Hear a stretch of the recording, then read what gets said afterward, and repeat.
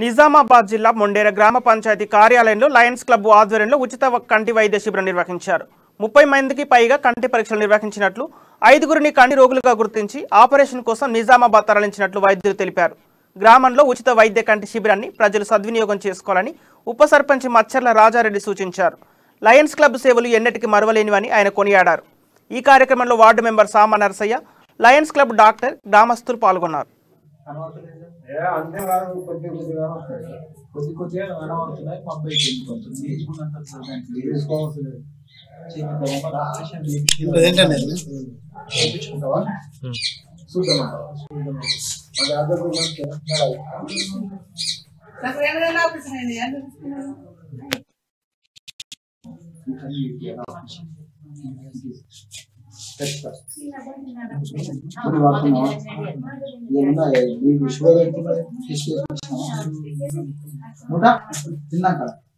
Sugar తిన్నాక sugar 160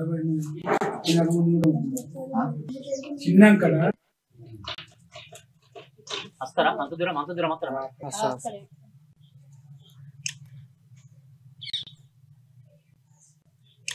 నమస్కారం, నా పేరు మచ్చర్ల రాజారెడ్డి. నేను మెండోరా గ్రామ ఉప సర్పంచ్ని. లయన్స్ క్లబ్ ఆధ్వర్యంలో ఈరోజు మా మెండోరా గ్రామంలో గ్రామ పంచాయతీలో ఉచిత వైద్య శిబిరం నిర్వహించడం జరిగింది. అందులో దాదాపు 30 నుంచి 40 మంది పేషెంట్ చూపించుకోవడానికి రాగా, అందులో నుండి ఒక 5గురికి చూపించుకోవడం రాగా టెస్టులు వేసి ఒక 5గురికి మోతిబిందు ఆపరేషన్ కోసం నిజామాబాద్ పంపడం జరిగింది.